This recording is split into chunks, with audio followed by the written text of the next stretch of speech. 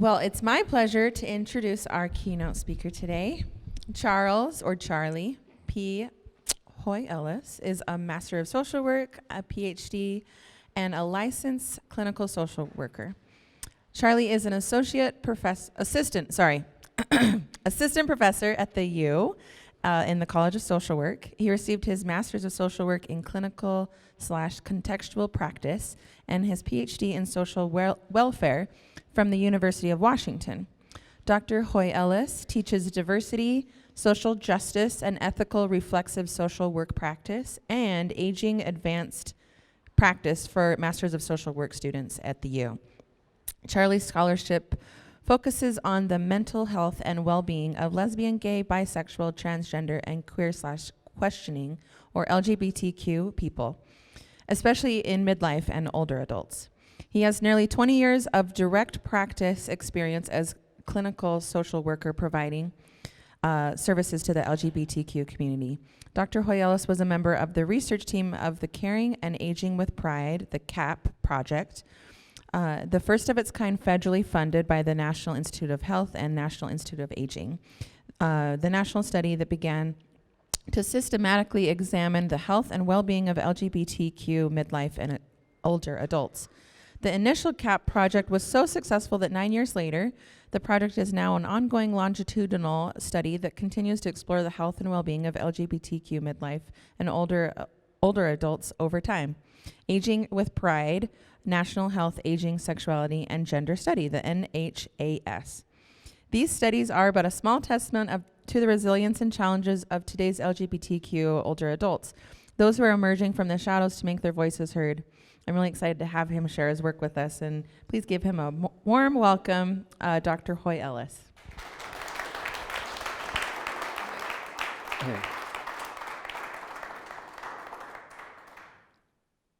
Thank you, Nicole. Can you all hear me? So apparently you talked to some of my students before I showed up today. The one piece of student evaluation feedback that I get in every class I've ever taught is to give Charlie a microphone. So glad to see you did that. So I want to thank Nicole. I want to thank Oasis for allowing me this opportunity to share a little bit of my work. I'm going to focus on ageism more broadly. Typically, I speak specifically about LGBTQ people, communities, and issues, but I'm going to broaden it today, although there is going to be some weaving through there. So my name is Charles Peter Hoy-Ellis, and the reason I'm sharing this is because there's that question, what's in a name? Well, there's a story in my name. So the names I was given when I was born were Charles Wayne Ellis. So I always knew I was in trouble when I heard Charles Wayne. So it was like, okay. My family was a different type of family. We didn't get along really well. When I got older, I was fostered by two men, Jim and Dale, who have now been together for 43 years or something like that. So quite a few years ago, because I'm a gay man, we have a tendency to build our own families of choice. So Jim's last name is Hoy, which is Scottish for a person on horseback. Dale's last name is Peters, but it's from a French derivation of Peter, P-I-T-R-E. So back in the Middle Ages, when the carnivals would go from town to town, there was always a clown that would lead the carnival, and that clown was called the Peter. Charles, I had no idea. My mom gave me a little card when I was 13 that said Charles is a Teutonic word and it means manly. So that was God's little joke on my parents. So I'm a manly circus clown on horseback. Oh, and Ellis is Welsh for the village of Lees. So I'm a manly carnival clown on horseback from the village of Lees. And I'm here to talk to you today about age and ageism. So, hopefully I know how to do this. Raise your hand if you look forward to living a long life. Okay. Take a look around you. Okay. Put your hands down. Now, raise your hand if you look forward to growing old. Pop quiz. So, I did see a few hands, but there were much fewer hands. So this is one of the challenges with ageism. And ageism is a system of oppression, not unlike racism, sexism, heterosexism, classism, ableism, all of the other isms. I am going to suggest that, so I'm going to ask you to out yourself. So if you're comfortable, and if you identify as a cisgender heterosexual woman, raise your hand. Okay, so as a gay man, I probably have some things that are more in common with you as straight cisgender women than I do with straight cisgender men. So part of that is certain neural structures and functioning, but the other part of it is, so when you think about cultural expectations around women, what are women required to be? Good looking. And so women are supposed to look young, good looking. It's okay for straight men to get old because, like wine, they age well. But in the gay community, ageism is as powerful as it is for women in the larger community. So our value is based on our bodies, what our bodies look like. And the more youthful they look like, the more valuable you are considered. So for those of you who didn't raise your hand in terms of looking forward to getting older, that's just too bad. Because what this is called the U-shape of well-being. And so they have done these studies in both developed and developing countries around the world. The sample size was 500,000. So anyone who knows anything about statistics know that that's a pretty darn good sample size. And what you can see here, so this is well-being. So over when you're 18 to 21, your well-being is pretty much up there. But you can see as you start getting older, it starts to tank. And you can see it's right about 50, 53 that your well-being is just really in the toilet. But the good news is after about the age of 50, our well-being starts to improve. After the age of 64, it really starts to improve. So look at that. Look how that well-being just goes up. And so this is developed and developing countries. So sociopathic personality disturbance and statutory felon. So I by definition had a sociopathic personality disturbance until I was 13 years old. The first edition of the Diagnostic and Statistical Manual of Mental Disorders, the DSM, the Bible for psychiatrists, psychologists, and social workers, said that homosexuality was literally a sociopathic personality disturbance. In 1973, that changed and it became a disorder. So being homosexual in and of itself was no longer a mental illness, but if you were disturbed or experienced distress around your sexual orientation, then it was a mental illness. And that continued in various forms until the mid-1980s.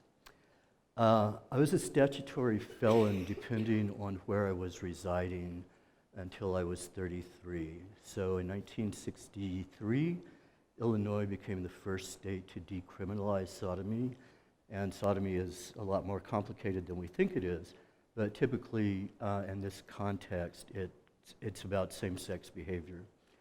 So it wasn't until in 2003, there were still 17 states that I was committing a felony if I was in those states and having intimate relations with another man. In 2003, the Supreme Court struck that down, so I'm no longer a statutory felon. I didn't know my grandparents. I took the long route to aging and ageism. I knew that I wanted to do therapy in the LGBTQ community. So I did my master's at University of Washington. My second year practicum was at Seattle Counseling Service for Sexual Minorities. And it was there that I really started to learn about ageism. So I did my advanced practicum there. They hired me, and I worked there full-time staff from September 2004 until September 2009 when I went back to get my PhD. And part of that, one of my very first, as an intern, one of the very first assessments that I did myself was a 50-something-year-old man had come in. So this was back before there were any legally recognized same-sex relationships. He and his partner had been together for over 20 years. His partner was older than him, and they were living on the partner's Social Security income. And the client that I did the assessment with, he had taken care of the domestic work in the home. His partner had a severe stroke and went into a skilled nursing facility. And his Social Security followed him into the skilled nursing facility. So the man sitting across from me was in his 50s and was facing certain destitution. Their relationship was not recognized. He was suddenly had no income or anything. I did everything that I could. I consulted with my clinical director. He said, you know, you've done everything you could. Long story short, the next day the gentleman took his own life because of that destitution. Things have changed, but you know, there's still problems. So this is something that one of my clients said to me. So this guy was 35 years old. He was living with HIV. And we started talking about, you know, when are you going to start taking medications, the HIV medications? And he said, I'm not going to take medications. I'd rather be dead than old. So that's when I really started to see the ageism within the LGBTQ community. So how many of you have heard of the SapirWhorf Hypothesis? Okay. So it's not what you think it is. The SapirWhorf Hypothesis says the actual vocabulary that we use, the actual words that we use, shape what we think and how we think. So if I were to ask you, if I were to say, so think of the word victim, what are some of the words that come to mind? Weak, harm. Okay. Now let's do the same thing. What words come to mind when you use the word survivor? Strong. Yeah. So same concept, different words, we think about it differently. So heterocentrism is the ideology that heterosexuality is the only normal, natural expression of human sexuality or animal sexuality, which is not true. Heterosexism is the system through which heterocentrism is deployed. People have used the term homophobia. I prefer not to use that term because a phobia by definition is irrational and out of proportion. But our society socializes us to believe that there is something to be feared among non-heterosexuals and non-cisgender people.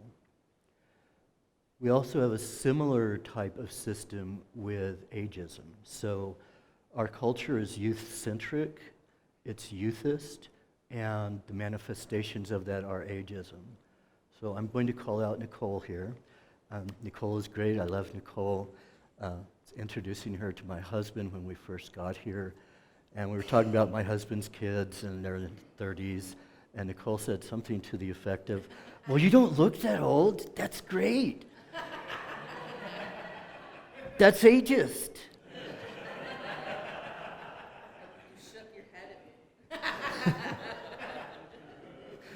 I am as guilty as anyone else. The first time I got my driver's license renewed, and I wondered how the heck my mother's face got on my driver's license. It's like, okay, I've got to grow this pathetic little mustache thing. So ageism is a system. It's a system of stereotyping, prejudice, and discrimination on the basis of stereotypes. So what are some of the stereotypes you associate with ageism, with aging? Slow, frail. Sorry? Wrinkly. Thank you.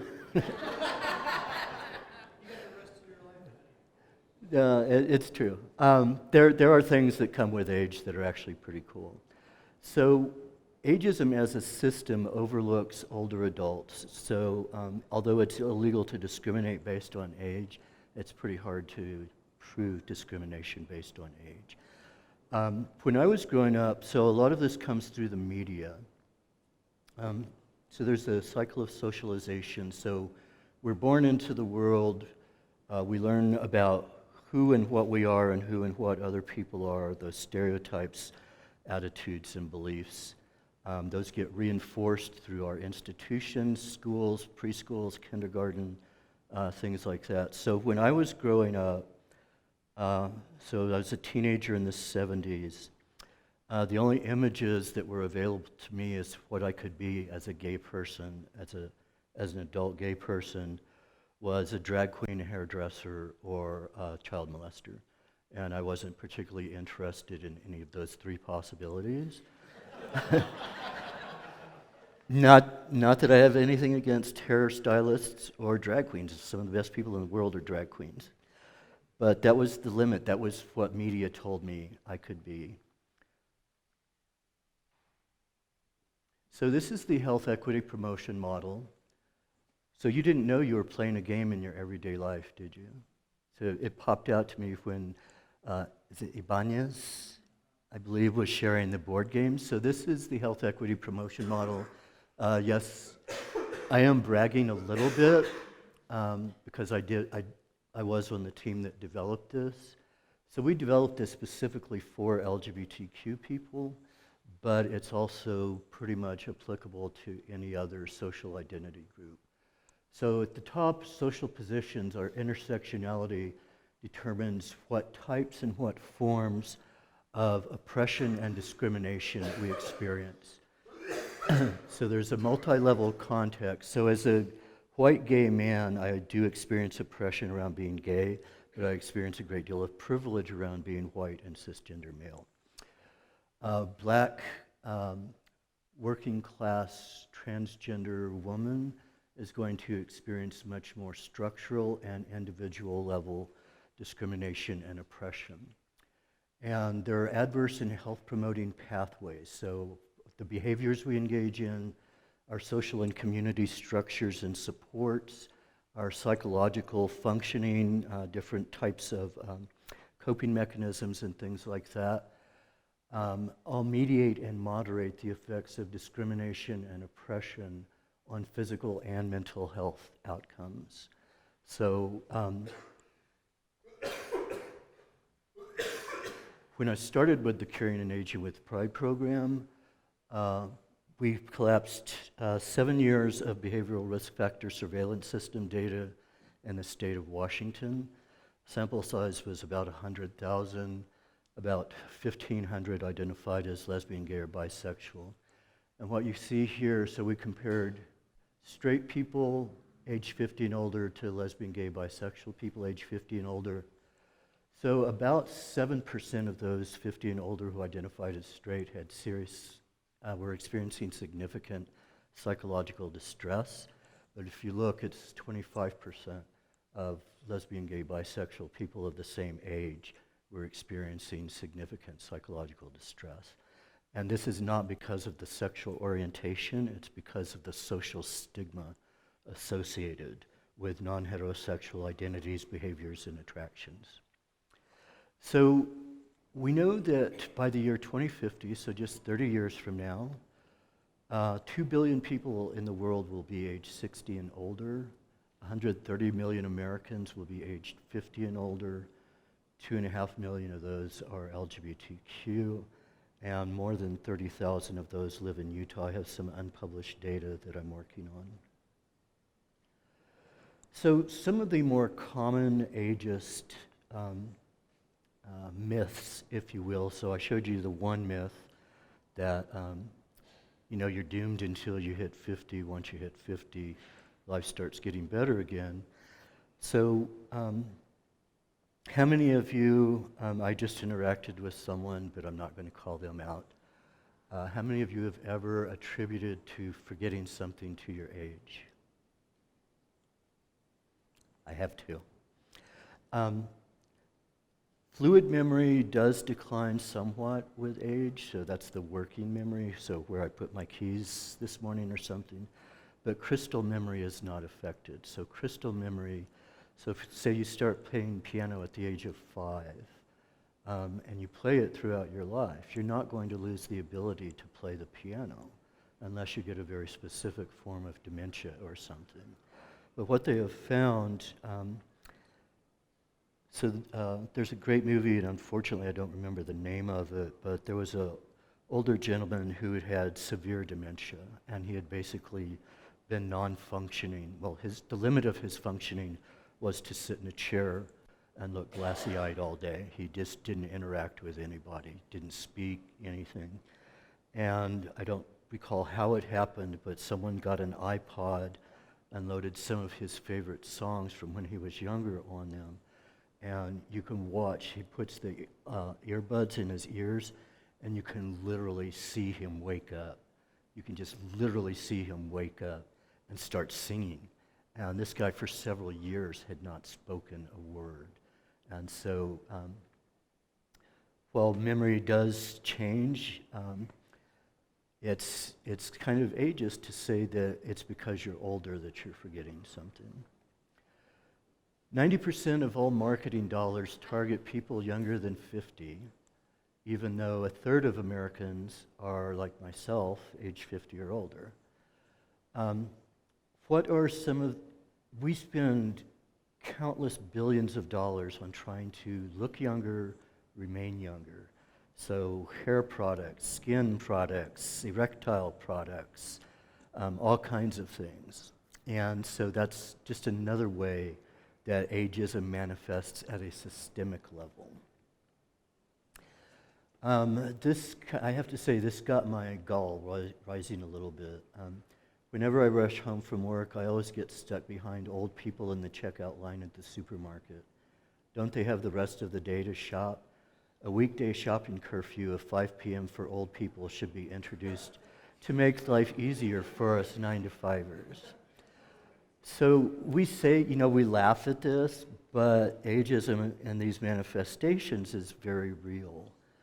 And it's, I can remember, so my husband and I have gone to gay prides and everything.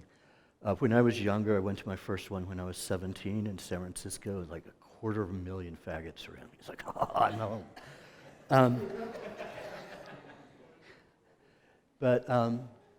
So anyone who's been to a pride parade knows that there's typically a lot of skin showing. I knew I had gotten older when we were at a pride parade, and I heard some younger gentlemen behind me say, "Geez, dude, put your shirt back on." When I go out now, when I go to a regular straight place, it's fine, but when I go to a gay place, I feel very much out of place because old people don't go to those places. Benevolent ageism is when we automatically assume that older people need help, that they need services. So we need to take care of them. But the reality is that nearly 2/3 of adults age 65 and older have no disabilities and do not need a lot of assistance. So that's just another one of those ageist myths. We've all heard about the looming healthcare crisis beginning in January 1st of 2011 and every day until December 31st of 2030. 17,000 baby boomers will turn 65 every single day. The reality is back during the 1980s, and I'm going to offend people who may identify as Republican, but it was in the 1980s that the Republican Party looted the Social Security Trust Fund. If they had not started drawing out the actual capital from the trust fund, Social Security would be solvent forever.